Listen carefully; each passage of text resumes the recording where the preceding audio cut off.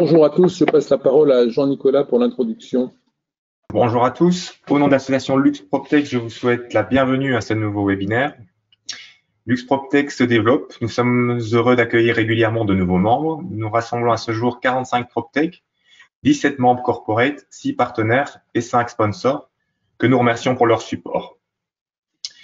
Nous sommes membres de l'association européenne The PropTech House qui regroupe les associations nationales du domaine. Certains d'entre nous ont eu l'honneur de participer au jury du grand concours européen dont la finale a eu lieu le 15 septembre dernier dans le cadre du MIPIM Propel.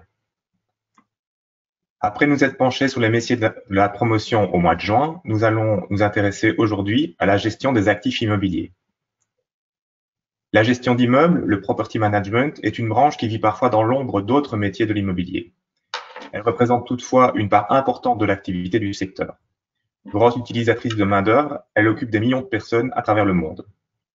La gestion est aussi un terme vaste qui recouvre lui-même plusieurs réalités, dont notamment la gestion du patrimoine, la gestion comptable, la gestion administrative et la gestion technique. Toutes ces activités ont besoin d'outils pour atteindre le seuil de productivité et de qualité requis. Les récents progrès dans le numérique ont rendu possible de nouvelles méthodes, de nouvelles manières d'appréhender le métier. Cela permet de mieux informer le propriétaire sur la vie de ses actifs et de prendre de meilleures décisions pour valoriser son patrimoine. L'utilisateur n'est pas en reste, la technologie lui permet d'atteindre un meilleur niveau de confort, d'efficacité et de coût. Afin de comprendre les enjeux, nous donnons la parole à des asset managers et des property managers qui vont nous présenter successivement leur métier. Ensuite, 5 startups nous présenteront les solutions qu'elles ont développées. Le premier de nos orateurs est Guillaume Turca.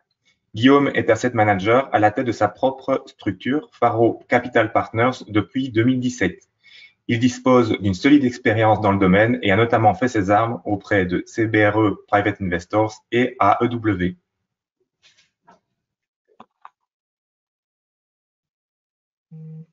Bonjour tout le monde, merci LuxPropTech de m'avoir sur le panel. Moi aujourd'hui je voulais partager avec vous un humble, on va dire, retour d'expérience sur comment la digitalisation notamment a impacté, en tout cas a plus récemment impacté les métiers de l'investment et de l'asset management. Alors, attendez.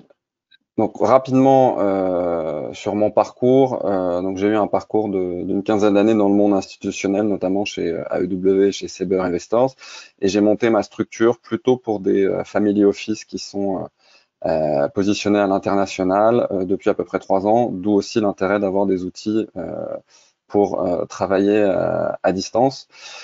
Je vais passer directement à ma présentation. La première chose que je voulais partager avec vous, ça c'était juste une photo du cycle de vie, on va dire. Alors c'est évidemment très réducteur et très résumé, hein, c'est beaucoup plus vaste le métier d'acquisition, de gestion et de vente immobilière, mais c'était juste pour vous montrer, on va dire, les étapes de cycle de vie d'une acquisition. Donc juste peut-être pour la faire courte, l'idée c'est juste après de voir où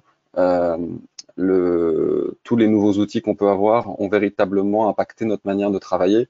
Donc, je l'ai divisé en 3. La partie, on va dire, upfront, qui est donc le sourcing, c'est-à-dire la recherche de l'investissement en lui-même. Ensuite, le passage à la gestion et toutes les implémentations qu'on peut avoir pour la création de valeur sur le bien immobilier, que ce soit un angle technique, un angle locatif, administratif ou juridique. Et évidemment, ensuite, la sortie et hopefully la valorisation du bien immobilier. Peut-être pour passer directement au sujet qui nous intéresse, moi je voulais déjà faire une approche duale sur le sujet. La première, c'était quels étaient vraiment les outils aujourd'hui qui étaient véritablement usités, et ensuite on va dire un peu les limites actuelles du process, et ensuite j'aimerais voir avec vous le futur et aussi enfin, malheureusement ou heureusement ce que le virus a impacté dans notre métier de gestionnaire immobilier.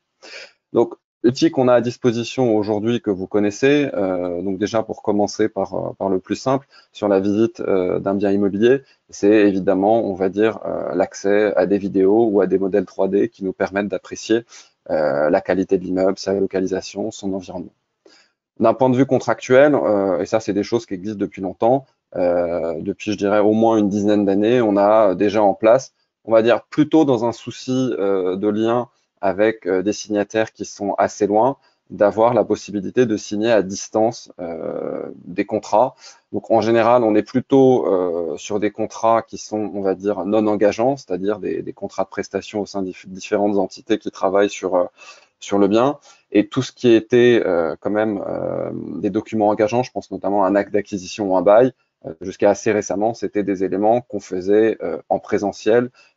Peut-être l'angle social est aussi important, mais on le verra par après, mais c'est des choses en tout cas qui se faisaient peu de manière remote. Les négociations, bon, la vidéoconférence, ça existe depuis très très longtemps. Pour être honnête avec vous, c'était pas forcément des choses qui étaient vraiment usitées dans le métier, peut-être parce que l'homme immobilier est un animal social, donc il y avait peut-être un besoin de se voir, de se confronter, on va dire, physiquement. Pareil, pour les décisions, les boards, les comités, pour les différentes actions à entreprendre de manière administrative, à moins qu'une distance assez grande ne nous sépare, la plupart du temps, les boards étaient généralement physiques. Et aussi, bon, enfin, au Luxembourg, vous connaissez bien ces sujets, il y a aussi la raison de substance qui fait que un grand nombre de ces réunions n'étaient pas forcément complètement virtuelles. Quelque chose qu'on utilisait tous, c'était évidemment tout ce qui était database. Donc, par exemple, donnons l'exemple, si on veut investir dans un autre pays, en général, avant d'y aller directement, bon, ce qui est complémentaire à l'analyse, mais il y a un gros travail d'analyse des bases de données, du track record, des deals et des différentes hypothèses qu'on peut prendre dans les modèles. Et sur le financement, il y avait aussi pas mal de choses qu'on pouvait faire de manière remote jusqu'à présent. Les limites, juste avant de venir à ce qui a véritablement changé dans les derniers mois, en fait, la première chose, c'est la vie. Ça veut dire que je pense qu'on peut faire beaucoup de choses derrière son écran.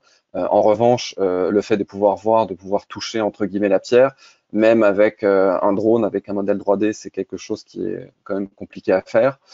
Tout ce qui est évaluation, en général, un expert, même si vous lui donnez une belle vidéo de votre immeuble ou des belles photos, il ressentira quand même le besoin irrépressible d'aller sur site pour véritablement voir ce que vous avez fait ou ce que vous n'avez pas fait.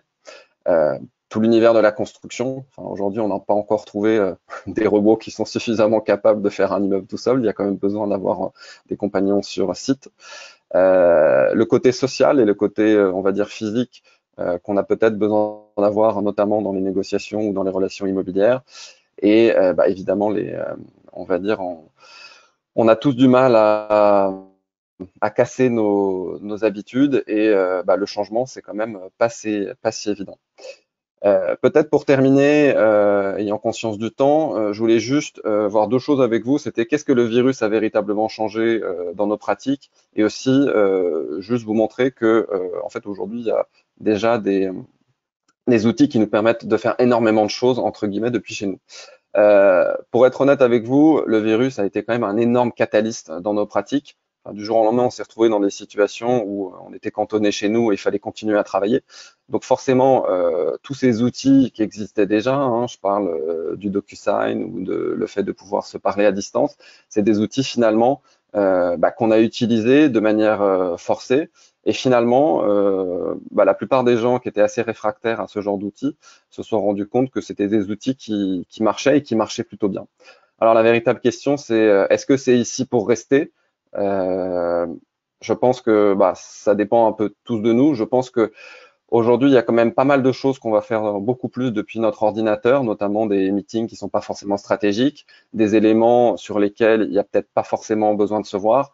En revanche, mon analyse, c'est que je pense que des grosses négociations de bail, des grosses acquisitions, des relations assez importantes pour le financement, toutes ces choses-là, je pense qu'il y aura quand même besoin d'avoir un fit, on va dire, physique entre les différentes parties, parce que ce sont des choses qui, par des présentations ou même par des écrans, sont pas forcément toujours évidentes à réaliser.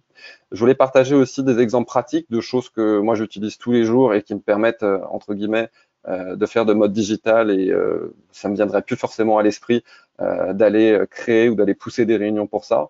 Notamment les données de marché. Donc, par exemple, aujourd'hui, je voulais citer l'exemple de HBS, qui est une entité de recherche sur la partie locative et la partie transaction, où c'est un certain nombre d'abonnements que vous pouvez prendre et où vous avez énormément d'éléments et vous n'avez pas forcément le besoin d'aller rencontrer un certain nombre de brokers pour affiner vos analyses. Les visites virtuelles, donc vous connaissez, je pense que le logiciel Matterport ou les vidéos que les drones peuvent faire.